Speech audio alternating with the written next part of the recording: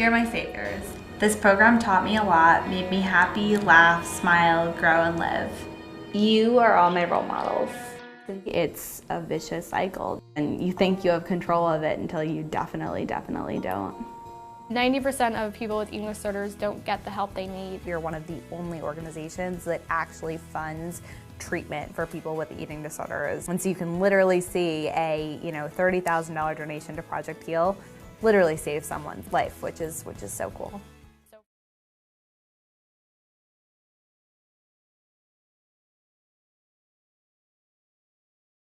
Hey Fashionistas! I'm Morgan. And I'm Julia. So today we are doing a different type of video. We are doing a video, one of the main messages of our channel is we want girls to not only look good, but we really want girls to feel good about themselves. And today we're talking about eating disorders, and a lot of people think eating disorders is a vanity issue, and really it's a mental health issue. And we're sitting here with Leanna, the co-founder of Project Heal. So can you just tell us a little bit about what Project Heal is, what your message is? Sure. So Project Heal is a nonprofit organization, and we raise money for people with eating disorders who cannot afford treatment. We also promote healthy body image and self-esteem and show people that full recovery from an eating disorder is possible. Okay. And how did you get into making this? So let's see, backtrack a few years. I suffered with an eating disorder. I was diagnosed when I was 12. I went into treatment when I was in 10th grade, and I met my co-founder, Christina Safran. We were both in treatment together. Then we got out and we reconnected and kind of formed this recovery group with no professionals, just a bunch of us that were in treatment together and kind of went to do meal supports together.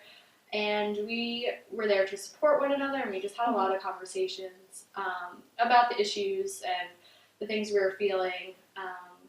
Slowly the group became smaller and smaller because people weren't as motivated as Christina and I. And yes, we had dinner, but then we wanted to challenge ourselves and have dessert. And we just became the two of us and became really, really close. So Christina and I just had a lot of conversations, and they all came back to this one thing, being insurance.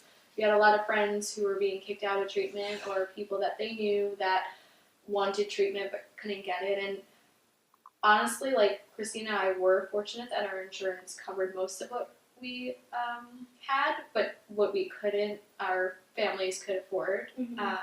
And to be honest, we were both not motivated to get better, and we weren't in the place that we wanted recovery, but we were able to get it. And there were people much more motivated than both of us that wanted to get better, but the only thing standing in their way was financial reasons. And that really broke our hearts. You finally you're at that place where you want to get better, but you're turned away because of insurance, and half the time it's just you're not sick enough, and that's just an awful feeling. Which is a terrible message in itself, right? Because if you tell a person with an eating disorder they're not sick enough, it translates to them probably as they're not deserving, right? Which is a huge issue, right? Or they're not sick enough, being oh, then maybe I need to lose more weight, and that's just a dangerous and sticky situation in itself.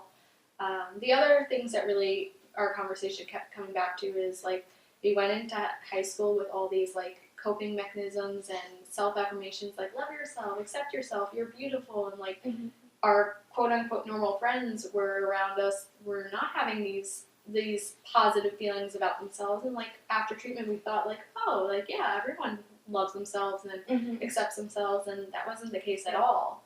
And there was really never a role model for us to be hey, you're perfect the way you are. And with that, there was also never a role model for us to look up to, recovery is possible, that you can get through this and you can live a good life and a great life without an eating disorder. And we wanted to become those role models. And Christina and I joke now, we were the first Demi Lovato's of our time, because we started Project Heal when we were in 11th grade, and it's incredible.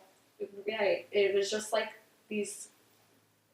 It was also good because when you're in treatment, you learn a lot about yourself, but you're also told to find a passion, because your eating disorder in a way becomes your life, and that's what you know. And our treatment team was always you need to get outside of your eating disorder and find other passions and things that will replace your eating disorder. And because we were both type A personalities and perfectionists and like all the things that go with an eating disorder, we channeled that into creating Project Heal, and it was the best thing for both of us and I guess now everyone around us. Yeah. So treatment is $30,000, you know, and how many girls have you set?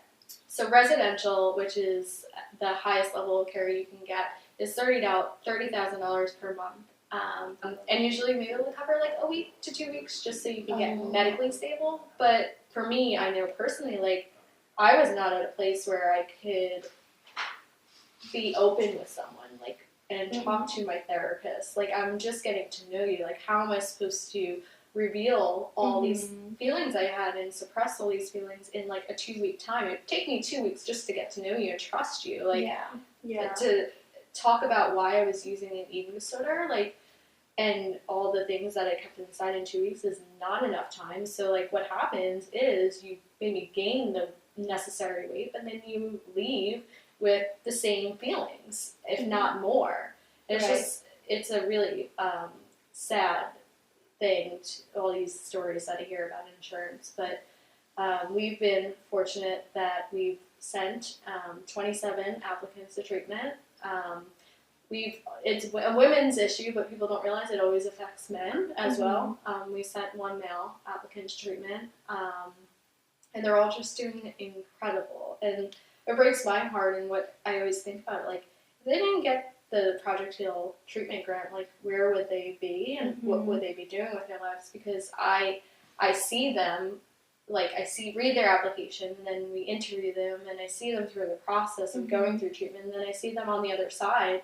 And it's just like, I guess what a parent must feel like watching like their child grow up or something, because they really do. They become the person that they've always wanted to be, and they leave their eating disorder behind. And it's just a great feeling to be a part of that and watch them really just take back their lives and own it.